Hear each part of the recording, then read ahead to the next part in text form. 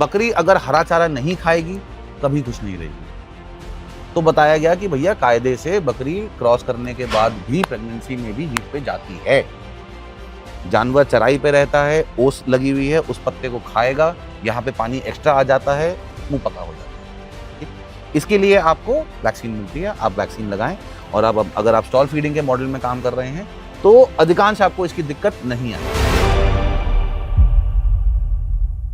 सबसे पहले तो भैया जी देखिए, कोई ना अपनी फाइनेंशियल प्लानिंग नहीं करता है। मेरे पास 10 लाख रुपए हैं, मेरे को फार्म खोलना है, मैं क्या करूँगा, जाके 4 लाख रुपए का शेड बना दूंगा, 5 लाख रुपए के जानवर ले आऊँगा और पैसा हो गया ख़त्म। बकरी बीमार पड़ी तब क्या करोगे? बकरी मर गई तुम्हारी तब क्या करोगे? खाने पानी के लिए कोई बहुत सारे लोग भैया मतलब खाने पीने का ना बिना समझे जानवर ले आते हैं। मैं उन लोगों में से एक था। मैं पहले जानवर लाया, फिर मैंने दाने पानी पर दिमाग लगाना चालू किया, ठीक है ना। तो ये सबसे बड़ा कारण होता है कि लोग प्लानिंग नहीं करते हैं। क्यों? क्योंकि लोगों के पास इंफॉर्मेशन नहीं होती है। मैं बहुत सारे किसानों से मिला, जो इनसे मैंने पूछा कि भैया एनएलएम में आपने लिया, क्या आपका रिस्पॉन्स है, क्या है नहीं है करके। एनएलएम जो है नए किसानों के लिए नहीं बना है।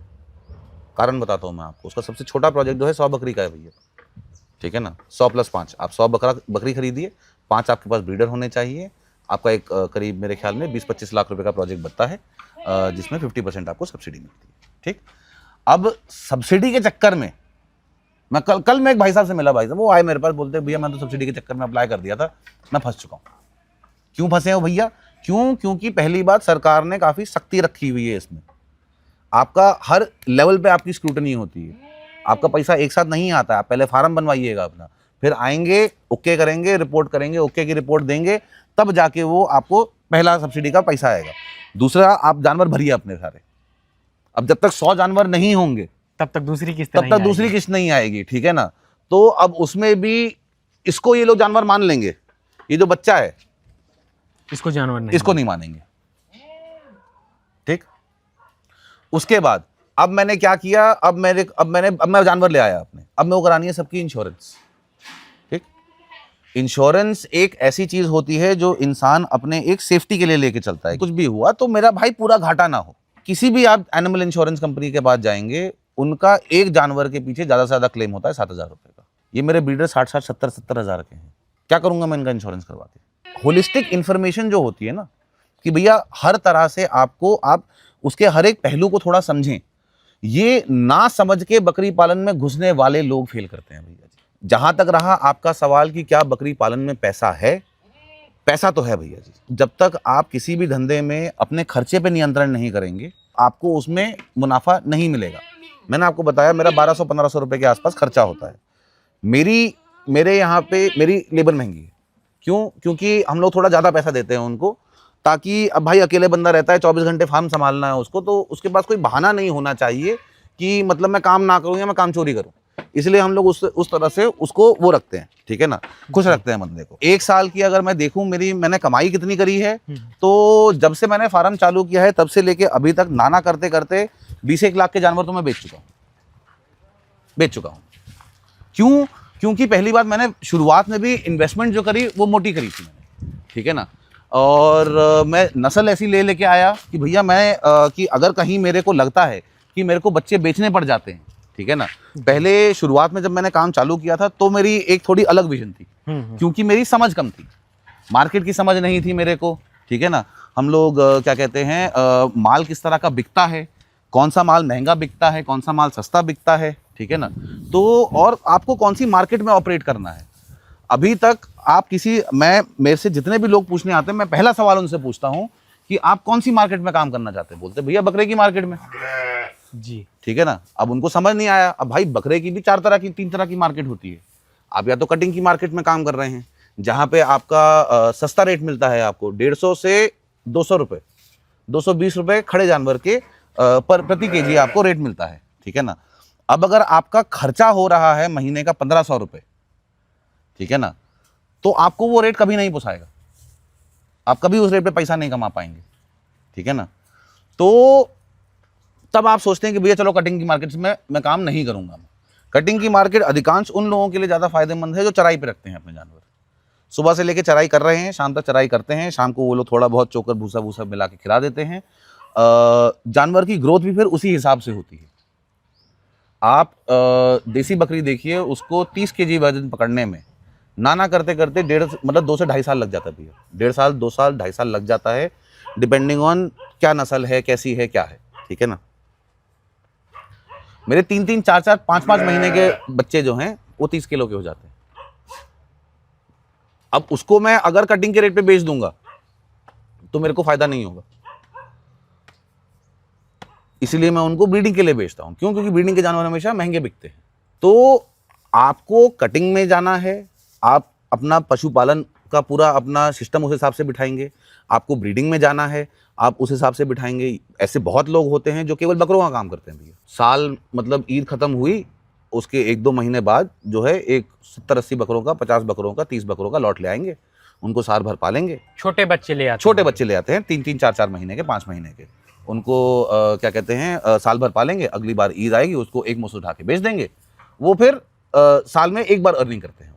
मैं जो चाहता हूं, मैं ये चाहता हूं कि मैं साल भर बच्चे बेचूं। इसीलिए हम लोग क्रॉसिंग भी उसी हिसाब से कराते हैं कि भैया इस महीने ये 10-15 बकरी ही क्रॉस होगी। अगर 20 रखी हुई है हमारे पास, सबको क्रॉस नहीं कराना है। अगले महीने करो, फिर अगले महीने करो, फिर अगले महीने करो। 6ठे महीने पे पहुंचते पहुंचते आपके पहले महीने में जो आपने क्रॉस कराई थी वो बच्चा देगी। ऐसे आपका साइकिल बैठेगा, और साइकिल बैठेगा तो फिर आपकी इनकम जो है एक रेगुलर उसमें आनी चालू होगी। आप मैं ये नहीं कहता हूं कि हर महीने आप पैसा बना पाएंगे, ठीक है ना, लेकिन आप हर 2-2, 3-3 महीने में आपके पास एक लॉट तैयार होगा बेचने के लिए बच्चों का। अगर आपको बच्चे बेचने हैं तो कुछ उसमें से आपको लगता है कि यार ये बकरी अच्छी है, अच्छे ब्रीडर से क्रॉस हो रखी है, तो आपके पास गाभिन बकरी के भी कस्टमर आएंगे। तो मार्केट को समझना बहुत जरूरी है भैया जी। सबसे दिक्कत यहाँ पे यही होती है लोगों के साथ कि वो उस चीज़ को समझ नहीं पाते हैं, और उसको ना समझने की वजह से उसका पूरा फायदा नहीं उठा पाते हैं। तो अब मैंने अलग अलग नस्लों से चालू किया, फिर मेरे को समझ में आया कि भैया जिन नस्लों में मैं काम कर रहा हूँ ये नस्लें महंगी बिकती हैं, भले ही कम बिकती हैं लेकिन महंगी बिकती हैं, ठीक है ना। तो इसीलिए हम थोड़ी और बकरियां भी लेके आए हैं।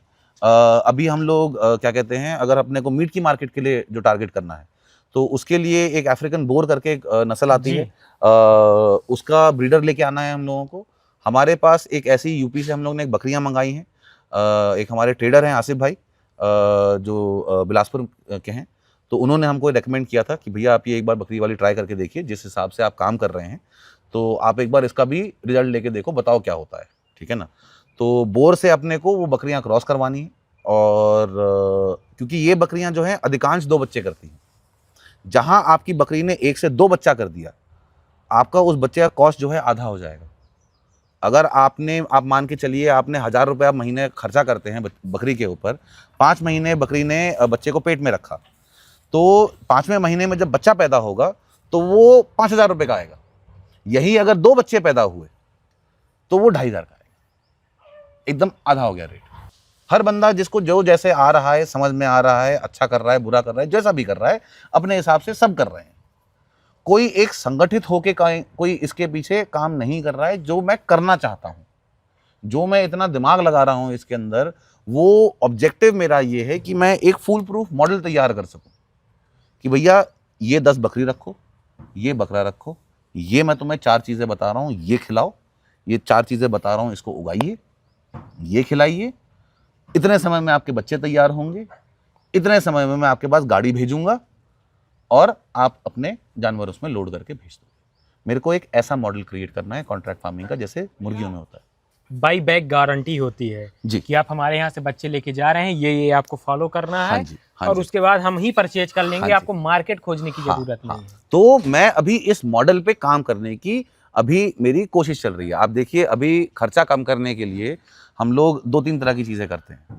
यहाँ पे अगर आप देखेंगे, ये हमारा पूरा नेपियर है जी। ये एक ताइवान सुपर जायंट करके एक वैरायटी आती है, जहाँ से हमने ट्रेनिंग करी थी बुलंदशहर से, निहाल एग्रो फार्म से। तो वहाँ से अपने को इसके स्टिक्स प्रोवाइड हुए थे।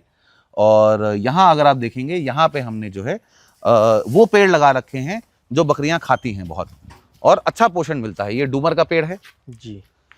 ये बकैन का पेड़ है, ये वाला एक महानीम की वैरायटी होती है। और ये सारी जो घास देख रहे हैं आप, ये सारी अल्फा अल्फा घास है जी। कुछ हमने शहतूत के पेड़ लगा रखे हैं। ये जो लाइन है, ये आपकी जो लाइन है, ये दशरथ घास की लाइन है जो झाड़ उगी हुई है अपनी। तो ये भी अभी एक्सपेरिमेंट के लिए है, अभी इनका फ्रूटिंग पीरियड चल रहा है तो ग्रोथ कम है इनकी अभी। और इसको अपन होप कर रहे हैं कि अभी 1-2 महीने में इसका ये फिर से वेजिटेशन में आ जाएगा, तो ये फैल के उगना चालू हो जाएगा। तो इसको भी अपन खिलाएंगे। इन 3-4 तरह की चीज़ों को उगा के जो हम लोग हरा चारा पैदा करते हैं, उसमें हमारा मानना है कि बकरी का 90% पोषण पूरा हो जाना चाहिए। तो वो करके फिर हम लोग जो है आगे बढ़ेंगे और अपना खर्चा कम कर पाएंगे। जो मैंने आपको 1000-1500 का खर्चा बताया, अगर मेरा खर्चा वो 700-800 के अंदर आ जाता है, तो तब मैं कह सकता हूं कि हाँ भैया, ये एक सक्सेसफुल बिजनेस मॉडल है इस लेवल पे काम करने के लिए। अभी जिस लेवल पे मैं काम कर रहा हूं, मेरा महंगा खर्चा होता है, मैं महंगी नस्लों में काम करता हूं, मेरे बच्चे महंगे बिकते हैं, तो कहीं ना कहीं मेरे पैसे बन जाते हैं, मैं भी प्रॉफिट में ही हूँ, ठीक है ना। लेकिन क्या हर बंदे की क्षमता है इतना सारा खर्चा करके ये सब खड़ा करने की? नहीं। मैं आया यहाँ पे, जब मैं आया छत्तीसगढ़ में और मैंने बकरी पालन जब करना चालू किया था, 6 महीने में मेरे को ये बात समझ में आ गई कि अगर मैं इसको एक इस चीज़ के अंदर, बकरी पालन के अंदर ये पोटेंशियल है भैया कि ये एक रिवर्स रूरल माइग्रेशन कर सके। आपके ग्रामीण क्षेत्रों से शहरों में लोग जाते हैं रोजगार की तलाश में, पैसे की तलाश में, ठीक है ना। परिवार से दूर रहते हैं, किस तरह की ज़िंदगी जीते हैं, क्या करते हैं, मेहनत हर बंदा करना चाहता है। क्यों? क्योंकि भाई 2 पैसा कमाएंगे, परिवार आगे बढ़ेगा, खुश रहेगा, ये सब होगा। अगर उनको बकरी पालन से एक अपॉर्चुनिटी यही करने की गांव में मिल जाए, तो मैं डंके की चोट पे लिख के कह रहा हूँ भैया, कोई गांव छोड़ के नहीं जाएगा, सब बैठे रहेंगे यहीं पे अपना काम करेंगे। और इस गांव को लेके, अपने गांव को लेके मेरा एक ये पर्टिकुलर प्रोजेक्ट है कि अगले 2 साल के अंदर जितने भी यादव परिवार हैं यहाँ पे, सबकी गाय भैंस बिकवा दूंगा मैं और सबके यहाँ अपनी बकरियां भर दूंगा। क्यों? मेरे पास कोई कस्टमर आएगा, भैया मेरे को आपकी वाली नस्ल की 100 बकरी चाहिए, नहीं है मेरे पास 100 बकरी, 100 बकरी में टोटल नहीं रख सकता। मैं क्या करूंगा, गांव में एक बंदे को फोन करूंगा, भैया तुम्हारे पास कितनी बकरी है? भैया मेरे पास 5 बच्चा आ गए, ठीक है ना, तो 5 बच्चा वहां से आ जाएगा। दूसरे को फोन करूंगा, तुम्हारे पास भाई बकरे पड़े हैं कुछ? हाँ भैया 2-3 बकरे हैं, अच्छे हैं, तो बकरे आ जाएंगे। ये होता है एक नेटवर्किंग, एक नेटवर्क में काम करना। जैसे अभी एफपीओज बन रहे हैं, हाँ जी, हाँ जी, हाँ जी, उस तरह से बना के एक क्लस्टर बना के जी फार्मर्स जी का, जी जी, क्योंकि एग्रीकल्चर में तो क्लस्टर बन रहे हैं फार्मिंग में, लेकिन पशुपालन में भी अगर जैसे आप कह रहे हैं तो एक प्रकार से क्लस्टर बना के ही फार्मिंग करना होगा। हाँ जी, हाँ जी। तब जाके होता क्या है भैया, देखिए उसमें 2-3 फायदे होते हैं। अभी मैं भूसा खरीदता हूँ, मैं साल का 15 से 18 टन चने का भूसा खरीदता हूँ। मेरे पास अगर अपने लेवल के जितने, मतलब लेवल इन द सेंस कि मतलब जितने बकरी जानवर मैं पाल रहा हूँ, अपनी रिक्वायरमेंट, सेम रिक्वायरमेंट के 5 किसान और मिल गए मेरे को, मैं बाजार में 20 टन भूसा खरीदने जाऊँ, बनस्पत की मैं बाजार में 100 टन भूसा खरीदने जाऊँ, रेट फर्क मिलेगा ना मेरे को? बिल्कुल मिलेगा जी। तो मैं दाना खरीदने जाऊँगा, उसमें मेरे को फर्क पड़ेगा, ठीक है ना। कोई मेरे पास कस्टमर आएगा कि भैया मेरे को इस नस्ल के 20 जानवर चाहिए, तो मेरे को उसको खाली हाथ नहीं भेजना पड़ेगा, या मेरे को उसको कुछ नहीं करना पड़ेगा। मेरे साथ जितने जुड़े हुए किसान हैं वो सब फायदा करेंगे। धीरे धीरे करके मैं ये कर रहा हूँ। अभी भी आज की तारीख में भी जो मेरे से लोग जानवर लेके गए हैं वो अभी भी मेरे साथ जुड़े हुए हैं। बहुत कम लोग हैं भैया जो मतलब एक बार माल बेचने के बाद कस्टमर का वापस फ़ोन उठाते हैं। और मैं सबको बोलता हूँ भाई तुम मेरे को 12 बजे भी अगर फ़ोन करोगे ना, अगर मैंने नहीं उठाया, 2 बार करो, 3 बार करो, चौथी बार में मैसेज छोड़ दो, अगर मेरा फ़ोन कहीं रखा हुआ है मैं नहीं देख पाया तो मैं उठा दूंगा और मैं तुम्हें जवाब दे दूंगा। क्यों? क्योंकि मैंने जो गलतियां करी हैं मैं उससे सीखा हूं, वो महंगी गलतियां करके सीखा हूं। मैंने मेरी गलतियों से जो मैं सीखा, अगर उस सीख से मैं 4 लोगों का 4 पैसा भी बचा पाया तो मेरे को लगेगा कि वो एक क्या कहते हैं, सक्सेसफुल काम हुआ। किसान ऑफ इंडिया के YouTube चैनल को सब्सक्राइब करने के लिए नीचे दिया हुआ सब्सक्राइब बटन दबाएं और किसान ऑफ इंडिया से जुड़े सभी अपडेट्स को पाने के लिए बेल आइकॉन दबाना ना भूलें। जो है आपके आसपास, आपके शहर का खास, वो दिखाएगा आपको DNN 24, आपका अपना डिजिटल न्यूज नेटवर्क। तो फिर कीजिए लाइक, सब्सक्राइब और फॉलो।